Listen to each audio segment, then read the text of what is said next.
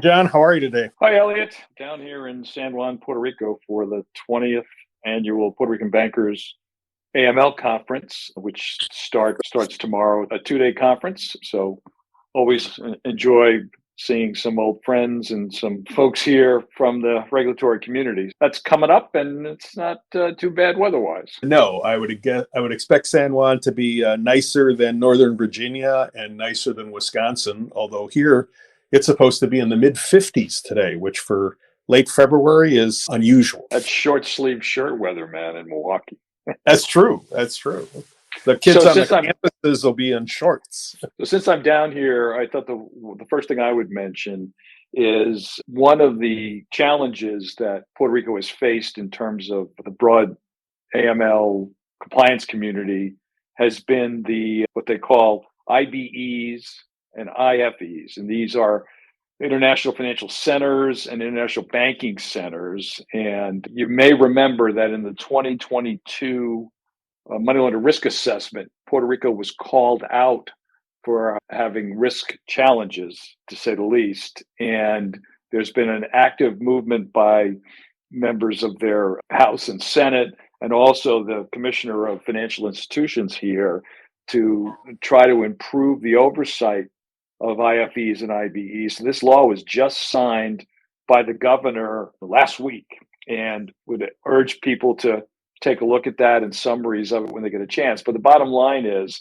that this was designed not just because of AML oversight, but to help with economic development of Puerto Rico and to make sure that these entities that are based here, that investments are in Puerto Rico versus overseas. Just a couple of quick items here. The obligations for IFEs and IBEs have been changed fairly dramatically. They actually get as specific as you have to have a minimum of 8 employees, 2 of which have to be from compliance, which is interesting. They also have to have, besides that, and that's for the IFEs, for the IBEs, you have to have 8 employees as well, and both have to have annual training paid for by the employer in compliance with the laws of Puerto Rico and, of course, the U.S. in general, related to money laundering, financing terrorism, and other laws and measures relevant to the industry. And then they go as far as saying that each of these entities have to have at least one independent director. And that's defined as someone who has no economic interest, banking, or other relationship with the IFE or IBE. So this is pretty interesting. A quick aside, a few of us met with the banking commissioner here in Puerto Rico yesterday and shared some of our thoughts on how they can do additional outreach about this new law. And so one of the outcomes of that is going to be, we're hoping to do a podcast with the commissioner, perhaps one in Spanish and one in English in the next few months. This law goes into effect in 90 days. So it's coming up, but this is a pretty dramatic change. And again, because of the focus on risk, additional requirements is that the CEO has to actually certify the IFEs or IBEs compliance with Bank Secrecy Act and OFAC compliance. Also, they list AMLA in there as well, which is interesting. So we'll see how that works. Their licensing requirements and licensing renewal requirements have been strengthened. So again, a lot going on here, but I thought it was important just to mention this. And again, it's for those of you that are following what's going on here, it's the International Financial Center Regulatory Act and also the International Banking Center Regulatory Law. So both of those were put together and again, signed into law just last week. Yes, and as we know, that has influence across the entire Caribbean basin. Oh, you know what? I forgot to mention. So I mentioned the 2022 National Money Laundering Risk Assessment that did contain references to risk in Puerto Rico. The 2024 one, which you and I have talked about a few weeks ago, does not have any mention in there of Puerto Rico. The regulators here feel somewhat comforted about that. They don't mention why it's not listed in the money laundering risk assessment, but it's not called out. So they're hoping that there's been at least tacit approval of the movement of this law and some of these changes, and also the building up of the banking commissioner's office. They've added new examiners and new staff, that all that has lent the authors of the risk assessment to decide not to include it. So there's no reference to why it's not there. So I want to stress that, but I think it's a positive that unlike the 2022 document, It is not listed in the 2024 one. Significant action in a relatively short time on a big, complicated topic. Exactly. Yeah, exactly. So I know that you also saw something reported in the Washington Post, although I think it's been in some other places. Do you want to talk about that? Yeah, so a couple of things related to sanctions. One is, this is separate from what you've just asked me about, and that is the Biden administration, because of what I think is, and many believe this to be the case, the clear assassination of Navalny last week in a Siberian prison, that there will be on Friday, when this posts, a brand new series of sanctions against Russia. So that's something that also should be referenced. I think that's part one of the sanctions issue. The second is, earlier this week or over the weekend, there was an article that talks about how Treasury is facing pressure after a report came out that X, formerly Twitter, may have flouted sanctions. An interesting report that came out by, I'm not sure the name of the group. Oh, it's a Tech Transparency Project. And they say that, and that group looks at major tech companies. They found more than a dozen US sanctions entities appeared to have accounts on X with paid verification status, including Hezbollah leaders as well as Iranian and Russian state media. So I think more to come on that. But that was an interesting report that was in the Post, but didn't get a ton of play beyond that. So we're going to see if there's any updates going forward.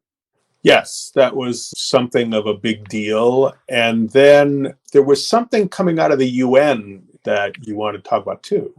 Going back to our general coverage of de-risking and issues that relate to that, especially as it applies to the humanitarian groups, the UN, through the Security Council, voted to approve what they call a humanitarian carve-out, which is a standing humanitarian exemption to the asset freeze measures that's imposed by the UN sanctions regime. So that resolution, for one abstention, was India, so 14-0 against.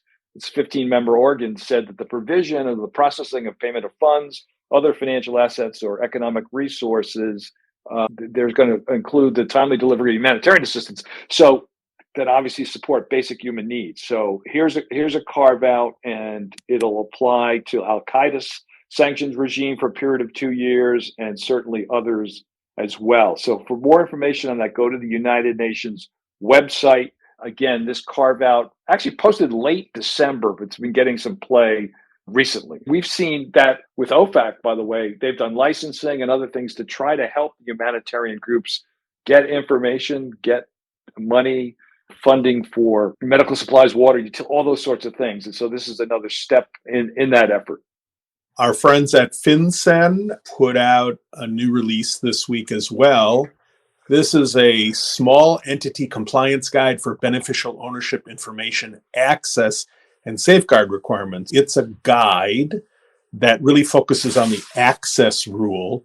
And while it's designed for small entities, I think A, to give them some explanation, and B, to give them some comfort about the use of their beneficial ownership information as it's put into the registry as they comply with their obligations to do. I think it's also a nice, simple overview and roadmap for financial services companies about how they're going to interact with the registry, some things they're going to have to do. There's a reaffirmation that the CDD rule has to be rewritten as contemplated in the Corporate Transparency Act. I'm not going to read tons of it because you all can read it for yourself, but it breaks things up into how information is going to be used, who's authorized to use it, and how they access it. There's also a reference to the security and confidentiality requirements. One interesting thing is an explicit statement about the geographic restrictions. They also talk about the information procedures, and they tie the level of confidentiality and data management to the requirements in Gramm-Leach-Bliley, which are the rules that apply to protecting customers' non-public personal information. And so Gramm-Leach-Bliley's been around a long time. That's something banks have good systems and processes already in place. So that'll be a good tie together. There's a bunch of other things. There's a customer consent discussion. and things like that. Again, as I said, targeted at small entities, but I think valuable for our colleagues in the community and worth a read. The other thing that you and I had spotted that, again, big and complicated, but I just want to mention the European Union's new AML Regulation and Directive has been published. It's not final yet, but this is the negotiated language. A couple of high points just to mention. The covered entities are expanded significantly to include most of the crypto sector, including all crypto asset service providers, to conduct due diligence on their customers and report suspicious activity. Others that are brought into the due diligence and reporting regime are traders of luxury goods such as precious metals, precious stones, jewelers, goldsmiths, traders of luxury cars, airplanes, yachts, as well as cultural goods like artwork. So there's a lot here in terms of the broadening of coverage that aligns with things that we're seeing happening in the US and other places in many respects following FATF. There's a lot about cross-border activity. There's a lot in here about the national FIUs in the EU. There's a mandate for country-level risk assessments and then an EU-level risk assessment. There's a lot going on about this right now, but it's worth a read. You can access it on the EU website. And sticking with international, as we are recording this, FATF's plenary is currently underway. And by the time you listen to this, there'll be a press conference on Friday, the 23rd, from the president of FATF to announce the outcomes of the plenary. Right now, that the plan is for delegates to discuss the impact of the rapid development of cross-border payment technologies, guidance to help countries with what they call the risk-based implementation of Recommendation 25, which is beneficial ownership and transparency of legal arrangements. And obviously, they'll also update on various jurisdictions through mutual evaluations and other things to see how these countries are handling the challenges that have been identified. Just very quickly, we've been approached to do a podcast with some FATF folks after the plenary. We're efforting that now. We're going to speak to them early March, but basically what they want to talk about is the recent report that FATF issued on citizenship and residency for investment programs, which I thought was interesting. And so they've reached out to us here at AML Voices, and they want to talk about the variety of risk factors in the report and what that means from a practical standpoint. So more to come on that. And obviously they're all working hard in Paris on this FATF plenary. So we will talk to them in the next week or so and set up a time for a conversation. By the time this posts, our February webinar will be complete. If you didn't hear it live, you'll be able to access the recording on our website by the end of next week. And then our March webinar is coming up. And John, you want to talk a little bit about that? Since you're running it, yes, the March web crypto related.